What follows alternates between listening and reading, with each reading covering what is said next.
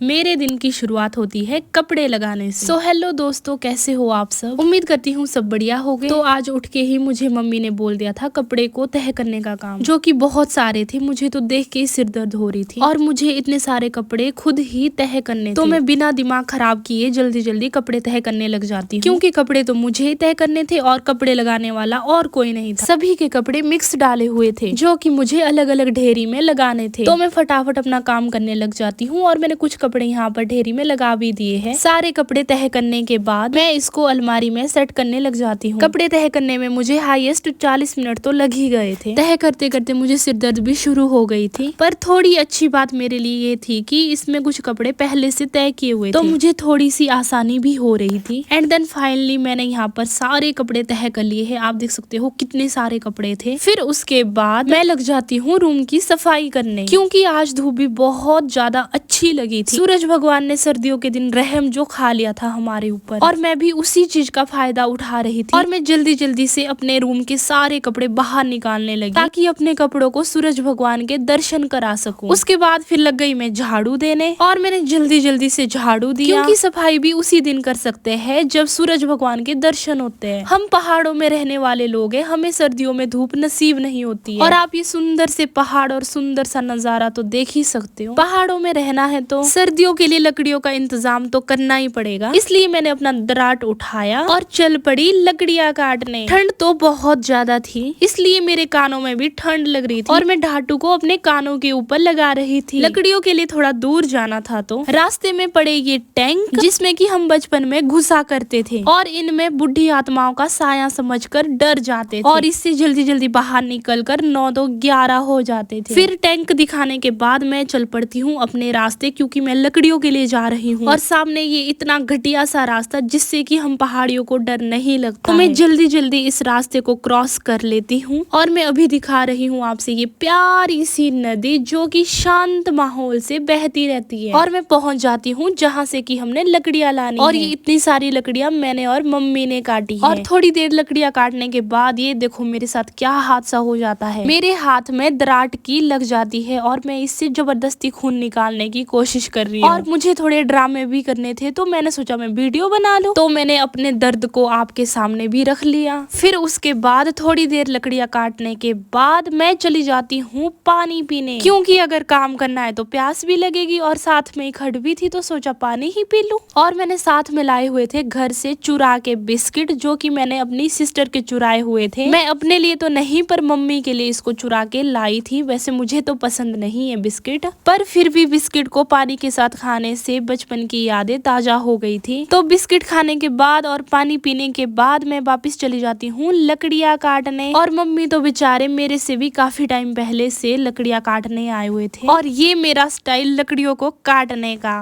जो लकड़ियाँ मुझसे काटी नहीं जा रही थी उसको मैं पाँव से तोड़ रही थी, और लकड़ियाँ काटते काटते मेरी फुल एक्सरसाइज हो गई थी। कुछ लकड़ियों को मैं दराट से काट रही थी, कुछ लकड़ियों को मैं हाथ से तोड़ रही थी, कुछ लकड़ियों को मैं पाँव से तोड़ रही थी। जैसे ना तैसे लकड़ियों को काटने के बाद अंधेरा हो ही जाता है, और हम घर की ओर निकल पड़ते हैं। और मुझे लास्ट में ये भेड़ मिल जाती है। मुझे समझ नहीं आ रहा था कि मैंने इसका बिगाड़ा क्या है। ये तो मुझे ऐसे घूर रही थी कि मैंने इसको काफी दिनों से खाना ही नहीं दिया है। तो मैंने लास्ट में भेड़ को भी बोला बाय, और आपके लिए भी बाय बाय।